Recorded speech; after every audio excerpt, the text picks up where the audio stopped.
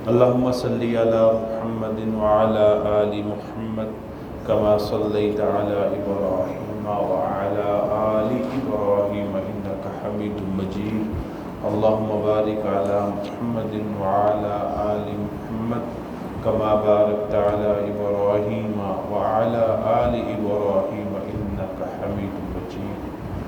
رب زدني علما رب زدني علما رب زدني علما رب اشرح لي صدري ويسر لي امري واحلل عقدة من لساني يفقهوا قولي. سورہ یونس کی 24 اور اس سے مابعد کی آیات، آج اس کا ترجمہ اور مختصر تفسیر بیان کی جائے گی۔ آج کی آیات کا موضوع اسی طرح جس طرح سورہ یونس کا موضوع ہے عقیدہ آخرت اور عقیدہ توحید۔ اللہ رب العزت ارشاد فرماتے ہیں انما مثل الحیات الدنیا، بے شک دنیا کی زندگی کی مثال۔ اس آیت مبارکہ میں اللہ رب العزت دنیا کی زندگی کو ایک مثال کے ساتھ بیان کر رہے ہیں۔ کماء، جیسے پانی، انزلناہ من السماء، کہ وہ اترتا ہے آسمان سے، یعنی بارش کی صورت میں وہ پانی جو اللہ تعالیٰ زمین کی طرف اتارتے ہیں۔ فاختلط بہ نبات الارض، اور پھر کیا ہوتا ہے، اس سے اللہ تعالیٰ زمین کی کھیتی کو خوب ہرا بھرا کر دیتے ہیں۔ فاختلط بہ، پس سبزہ نکل آتا ہے، نبات الارض، زمین کی کھیتی سے۔ اب جو یہ سبزہ اگتا ہے، یہ جو چیز پیدا ہوتی ہے، مما یاکل الناس والانعام، جس کو لوگ بھی کھاتے ہیں اور جانور بھی۔ یہ پیدا ہونے والا سبزہ لوگوں کی بھی خوراک ہے اور جانوروں کی بھی خوراک ہے۔ پھر اللہ فرماتے ہیں حتیٰ، یہاں تک کہ اذا اخذت الارض زخرفها، جب زمین سبزے سے خوبصورت ہو جاتی ہے، سج جاتی ہے، وزینت، اور مزین ہو جاتی ہے، آراستہ ہو جاتی ہے۔ پہلے مرحلے میں اللہ تعالیٰ نے آسمان سے پانی کو اتارا، دوسرے مرحلے میں یہ پانی جب زمین کی کھیتی کے ساتھ ملا تو خوب سرسبز ہو گیا، ہرا بھرا ہو گیا، اور وہ اناج، وہ چارہ پیدا ہوا جس کو لوگ بھی کھا رہے ہیں اور جانور بھی۔ پھر اللہ فرماتے ہیں جب وہ زمین خوب ہری بھری ہو جاتی ہے، پوری سج جاتی ہے، ہر طرف ہریالی ہی ہریالی ہوتی ہے جو آنکھوں کو بھا رہی ہوتی ہے، جیسے کہ آپ بخوبی واقف ہیں کہ جب کوئی بھی فصل پروان چڑھتی ہے تو اس کی اپنی ایک خوبصورتی ہوتی ہے، آنکھوں کے لیے وہ ایک خوبصورت منظر ہوتا ہے، دل نشی منظر ہوتا ہے، وزینت، اور وہ خوب آراستہ ہو جاتی ہے، ہری بھری، ہر طرف ہریالی ہریالی۔ اب وظن اہلھا، اور خیال کرتے ہیں زمین والے، انہم قادرون علیہا، وہ اس پر بالکل قابض ہو چکے ہیں، یعنی اب چند دنوں کے بعد، کچھ وقت گزرنے کے بعد اب وہ اس ہری بھری خوبصورت مزین فصل سے فائدہ اٹھائیں گے، ان کی ملکیت ہوگی، ان کے قبضے میں ہوگی۔ مگر کیا ہے، اتاہا امرنا لیلا او نہارا، آ جاتا ہے ہمارا حکم رات کو یا دن کو، کیا ہے، طوفان کی صورت میں، آفت کی صورت میں۔ اس ہری بھری فصل پر جب بارش کی ضرورت نہیں تو مسلسل بارش کی صورت میں، کوئی بھی صورت جس سے وہ ہری بھری خوبصورت مزین فصل بالکل برباد ہو کے رہ جائے۔ پھر اللہ فرماتے ہیں کس طرح کی بربادی، فَجَعَلْنَاهَ حَصِيدًا، اور ہم اس کو بالکل صاف کر دیتے ہیں، كَأَن لَّمْ تَغْنَ بِالْأَمْسِ، جیسے وہاں کل کچھ بھی نہیں تھا۔ ایک دن قبل، چند دن قبل اس کی ہریالی، اس کا سبزہ، اس کی خوبصورتی، اس کی زینت آنکھوں کو بھا رہی تھی، اور زمین والا مالک جس نے زمین کی ملکیت اللہ نے اس کے حوالے، وہ سمجھ رہا تھا بس کل پرسوں اگلے دن میں اس کو کاٹوں گا، اس کو بیچوں گا، میری قسمت بدل جائے گی. لیکن کیا ہوتا ہے، اللہ کا حکم آ جاتا ہے. وہ رات کا وقت بھی ہو سکتا ہے، دن کا پہر بھی ہو سکتا ہے. وہ ایسے ہو جاتی ہے جیسے کچھ بھی نہیں تھا، کل بالکل چٹیل میدان تھی، کچھ بھی نہیں تھا. کذالک نفصل الآیات لقوم یتفکرون. اسی طرح ہم غور و فکر کرنے والوں کے لیے صاف صاف اپنی نشانیوں کو بیان کرتے ہیں.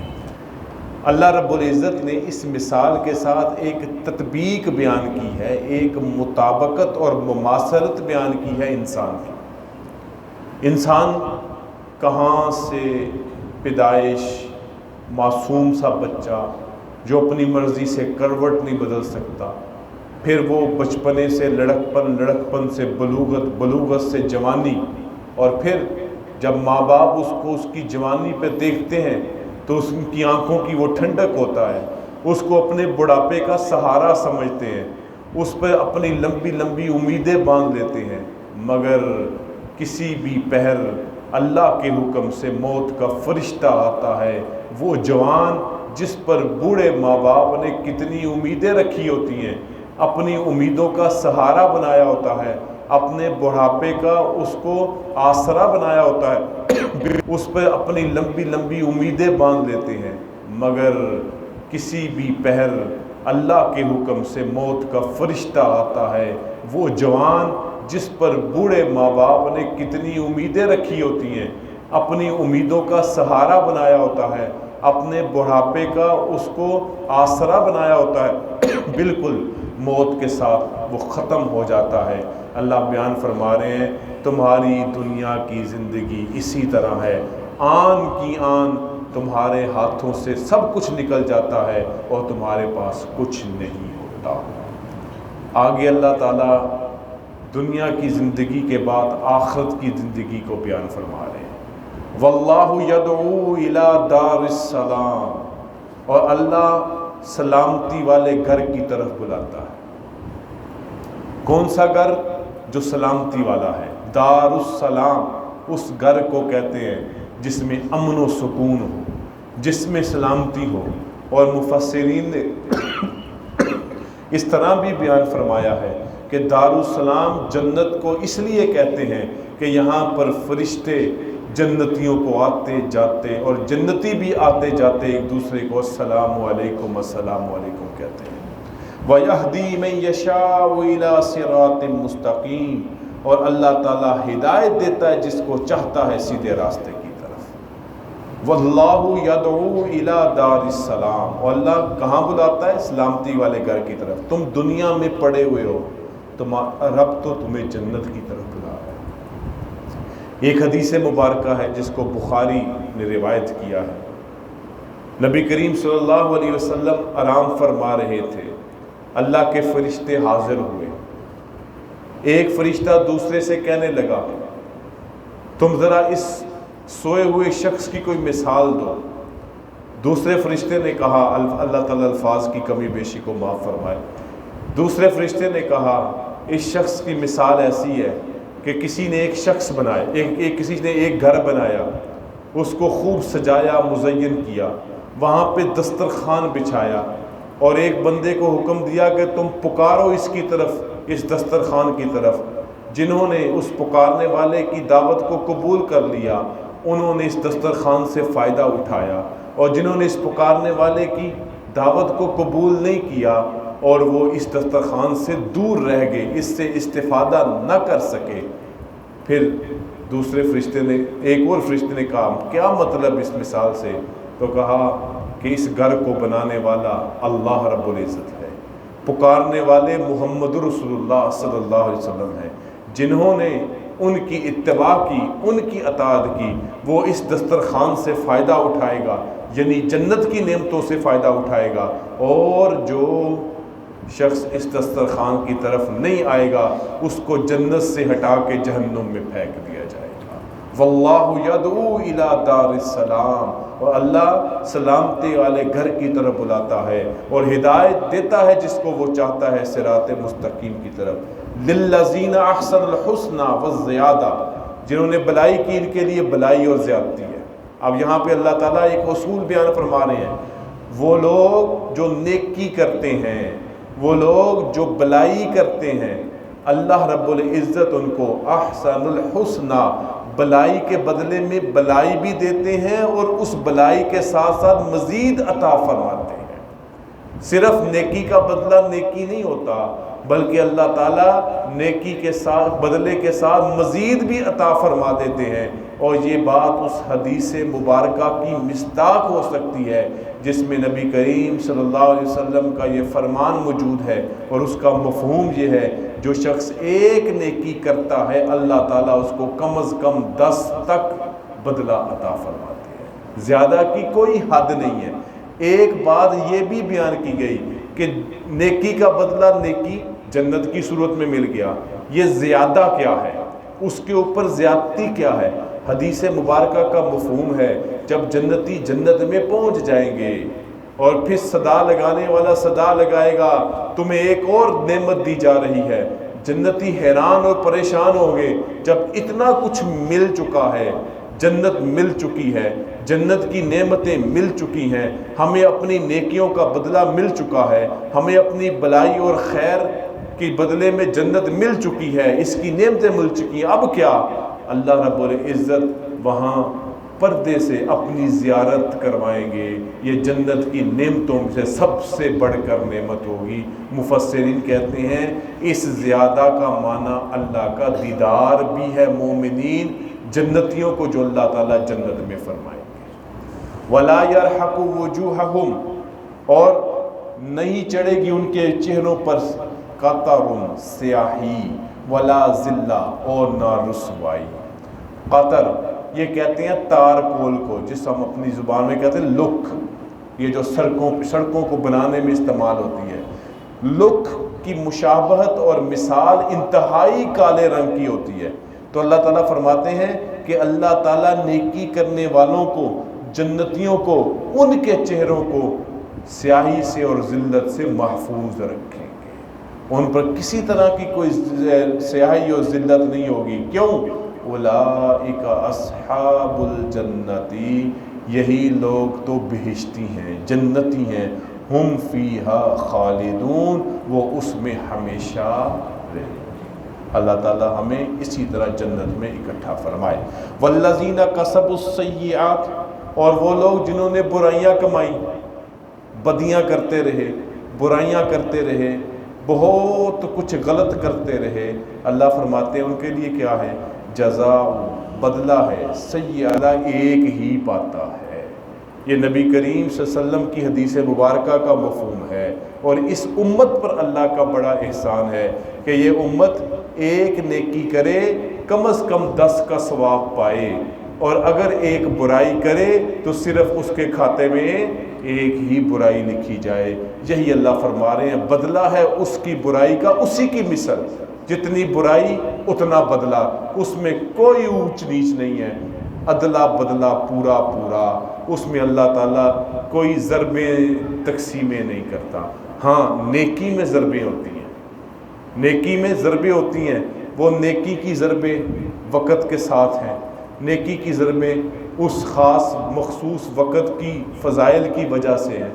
جمعے کی نیکی اس کا اپنا مقام، رمضان کی نیکی اس کا اپنا مقام، حج میں کی جانے والی نیکیاں اس کا اپنا مقام، اللہ کی راستے میں نکل کے کی جانے والی نیکیوں کا اپنا مقام، ان کا اپنا درجہ۔ یہاں برائی کرو تو برائی کا بدلہ اتنا ہی ہے جتنے تم نے برائی کی ہے۔ ترحقہم ذلہ، اللہ فرماتے ہیں ان کے چہروں پر ذلت چھائی ہوگی۔ ما لہم من اللہ من عاصم، اور انہیں اللہ سے بچانے والا کوئی نہیں ہوگا۔ جب برے کو برائی کا بدلہ دیا جا رہا ہوگا وہاں پہ کوئی بچانے والا نہیں ہوگا۔ کأنما اغشیت وجوہہم قطعا من اللیل مظلما، گویا کہ ان کے چہروں پر اندھیری رات کے ٹکڑے کی طرح ان کے چہرے کو اندھیرا اوڑھ لے گا۔ ان کے چہروں پہ سیاہی ہوگی، جیسے اندھیری رات کی سیاہی ہوتی ہے ان کے چہروں پر ایسے سیاہی ان کے چہروں کو ڈانپ لے گی۔ جو نیکی کرنے والے ہیں وہ اس طرح کی سیاہی سے اور ذلت سے محفوظ رہیں گے، جو بدی کرنے والے ہوں گے ان کے چہروں پر رات کی اندھیری کی طرح سیاہی ان پہ چھا جائے گی۔ کیوں؟ اولئک اصحاب النار، یہی ہیں لوگ جہنمی، یہی ہیں لوگ دوزخی، ہم فیہا خالدون، وہ اس میں ہمیشہ رہیں گے۔ اگلی آیات میں اللہ تعالیٰ جہنمیوں کی سزا کی ایک وجہ بیان کر رہے ہیں، وہ ہے اللہ کے ساتھ شریک ٹھہرانا۔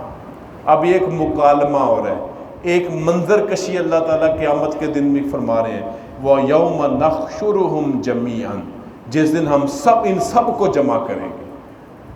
نَقُولُ لِلَّذِينَ أَشْرَكُوا مَكَانَكُمْ أَنْتُمْ وَشُرَكَاؤُكُمْ، پھر ہم کہیں گے ان لوگوں کے لیے جنہوں نے شریک ٹھہرایا، مَكَانَكُمْ أَنْتُمْ، اپنی جگہ پہ ٹھہر جاؤ، رک جاؤ یہیں پر، وَشُرَكَاؤُكُمْ، اور جن کو تم نے شریک ٹھہرایا۔ یہاں سے مفسرین کیا بیان کرتے ہیں؟ جنہوں نے شرک کیا اور انہوں نے جن کو شریک اللہ کا بنایا، ان دونوں کے درمیان علیحدگی کر دی جائے گی، دونوں کے درمیان آڑ بنا دی جائے گی، دونوں کو علیحدہ علیحدہ کر دیا جائے گا۔ وجہ اس کی یہ بیان کی گئی ہے، شرک کرنے والے اس لیے علیحدہ کہ وہ گناہ گار ہیں، جن کا شرک کیا گیا وہ اس لیے علیحدہ ہے کہ آج ان کا آپس میں کوئی تعلق نہیں ہے، کیونکہ جن کو یہ شریک اللہ کے ساتھ ٹھہراتے تھے ان کا تو قصور ہی کوئی نہیں ہے۔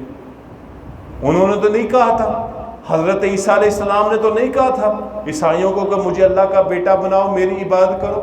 حضرت عزیر علیہ السلام نے یہودیوں کو تو نہیں کہا تھا، اور ایسے ہی اللہ کے اولیاء نے تو نہیں کہا تھا کہ تم آ کر ہماری قبر کی جو ہے وہ اس کو سب کچھ مان لو، انہوں نے کہا ہی نہیں تھا۔ لہٰذا اللہ تعالیٰ دونوں کو علیحدہ کر دیں گے، بھئی تم بھی علیحدہ ہو جاؤ، تم بھی علیحدہ ہو جاؤ، تم نے جو شرک کیا ہے تمہیں اس کی سزا ملے گی، اور جن کو تم نے شریک ٹھہرایا ان کا تو کوئی قصور ہی نہیں تھا، کیونکہ ان کی تعلیمات اس طرح کے شرک پہ مبنی نہیں تھی، اس لیے اللہ دونوں کو علیحدہ کر دے۔ فَزَيَّلْنَا بَيْنَهُمْ، اللہ تعالیٰ ان میں پھوٹ ڈال دیں گے، اب ان کے درمیان کوئی آپس میں تعلق نہیں ہوگا۔ وَقَالَ شُرَكَاؤُهُمْ مَا كُنْتُمْ إِيَّانَا تَعْبُدُونَ، اور ان کے شریک کہیں گے تم ہماری عبادت نہیں کرتے تھے۔ یہاں پر ایک بڑے نقطے کی بات ہے جس کو مفسرین نے بیان کیا، جو جن کی انہوں نے عبادت کی تھی وہ کہہ دیں گے تم ہماری عبادت نہیں کرتے تھے۔ دراصل تم عبادت کس کی کرتے تھے؟ تم اس وقت شیطان کی عبادت کرتے تھے، تم ہماری عبادت نہیں کرتے تھے، تم نے حضرت عیسیٰ کی، حضرت مریم کی، حضرت عزیر کی، اس کے علاوہ اللہ کے اولیاء کی، یا حضرت نوح علیہ السلام کے زمانے سے جو 5 بزرگوں کی عبادت شروع ہوئی، وہ کہہ دیں گے تم دراصل ہماری عبادت نہیں کرتے تھے۔ اس بات کو اس طرح بھی اگر سمجھ لیا جائے، اللہ رب العزت فرماتے ہیں کہ جب سورج طلوع، اللہ کے حبیب صلی اللہ علیہ وسلم فرماتے ہیں جب سورج طلوع ہو رہا ہو اور جس وقت غروب ہو رہا ہو، مسلمان اپنی نماز کی عبادت کو روک دیں، سجدہ نہ کریں۔ کیوں؟ جب یہ سورج طلوع ہو رہا ہوتا ہے شیطان بھی اس سورج کے ساتھ کھڑا ہو جاتا ہے۔ جو لوگ اس وقت عبادت کرتے ہیں وہ سورج کی عبادت نہیں کر رہے ہوتے، دراصل شیطان کی عبادت کر رہے ہوتے، اور جب غروب ہوتا ہے پھر شیطان وہاں پہ پہنچ جاتا ہے۔ اسی لیے یہ جو شیطان ہے یہ اتنا بدبخت ہے کہ لوگوں کو شرک میں مبتلا کر کر صورتیں تو انبیاء کی بندہ سمجھتا ہے، بندہ اولیاء کو سامنے رکھتا ہے، لیکن در حقیقت عبادت کس کی ہو رہی ہوتی ہے؟ شیطان کی۔ یہی اللہ تعالیٰ فرما رہے ہیں وَقَالَ شُرَكَاؤُهُمْ، اور کہیں گے ان کے شریک جن کی انہوں نے عبادت کی ہوگی، مَا كُنْتُمْ إِيَّانَا تَعْبُدُونَ، تم ہماری عبادت نہیں کرتے تھے، تم دراصل اپنی نفسانی خواہشات کی اور شیطان کی عبادت کرتے تھے۔ وَكَفَى بِاللَّهِ شَهِيدًا بَيْنَنَا وَبَيْنَكُمْ غافلین کہ ہمیں تمہاری عبادت کی خبر ہی نہ تھی، یعنی ہمیں پتہ ہی نہیں تھا کہ تم ہمیں اب ہماری عبادت کرتے ہو، ہم تو اس سے غافل تھے، لہذا ہم مجرم نہیں ہے۔ مجرم کون ہے؟ عبادت کرنے والے۔ ہنالک تبلو کل نفس ما اسلفت وردوا الی اللہ۔ آپ فرماتے ہیں اللہ تعالیٰ اس جگہ ہر شخص اپنے پہلے کیے ہوئے کاموں کو جانچ لے گا۔ یہاں پر تبلو ہر کوئی جانچ لیا جائے گا، ہر نفس جو اس نے پہلے کام کیا، جو بھی اس نے اچھا برا کام کیا، وردوا اور وہ لٹایا جائے گا الی اللہ اللہ کی طرف، مولاہم الحق جو ان کا حقیقی مالک ہے۔ اب لوگ سارے اللہ کی طرف لٹائے جائیں گے، فیصلہ اللہ نے کرنا ہے۔ وَضَلَّ عَنْهُمْ مَا كَانُوا يَفْتَرُونَ اور جو جھوٹ وہ باندھتے تھے ان سے جاتا رہے گا، یعنی جو انہوں نے افطرا باندھا تھا ان کی عبادت کر کے، وہ افطرا وہ جھوٹ اب ختم ہو جائے گا اور ان کے پلے کچھ بھی نہیں ہوگا۔ اللہ یہ بات سمجھانا چاہتے ہیں، حقیقی کی عبادت ایک رب وحدہ لا شریک کی کرو، اس کے علاوہ جو تم دوسری عبادتیں کرتے ہو اللہ کے ساتھ شریک ٹھہراتے ہو ان کی کوئی حقیقت نہیں ہے، بلکہ جن کی تم اپنے گمان میں ان کو اللہ کا مددگار سمجھ کے، اللہ کا قریبی سمجھ کے عبادت کرتے ہو، وہ بھی قیامت کے دن کہیں گے دراصل نہ تم ہمارے کہنے پہ ہماری عبادت کرتے تھے اور نہ ہی تم ہماری عبادت کرتے تھے، بلکہ دراصل تم شیطانی بہکاووں میں آ کر شیطان کی ہی عبادت کرتے تھے۔ اللہ تعالی ہمیں ہر قسم کے شرک سے محفوظ رکھے، دنیا و آخرت کی کامیابیوں کو سمیٹنے کی توفیق عطا فرمائے۔ وآخر دعوانا الحمدللہ رب العالمین والصلاة والسلام علی رسولہ الکریم۔ ربنا آتنا فی الدنیا حسنۃ وفی الآخرۃ حسنۃ وقنا عذاب النار۔ ربنا لا تزغ قلوبنا بعد إذ ہدیتنا وہب لنا من لدنک رحمۃ انک انت الوہاب۔ یا رب العالمین ہر قسم کے صغیرہ کبیرہ چھوٹے بڑے گناہوں کو معاف فرما، ہر قسم کے چھوٹے بڑے شرک سے محفوظ فرما۔ یا اللہ اپنے رب کی اور اپنی صحیح خالص عبادت کرنے کی ہمیں سب کو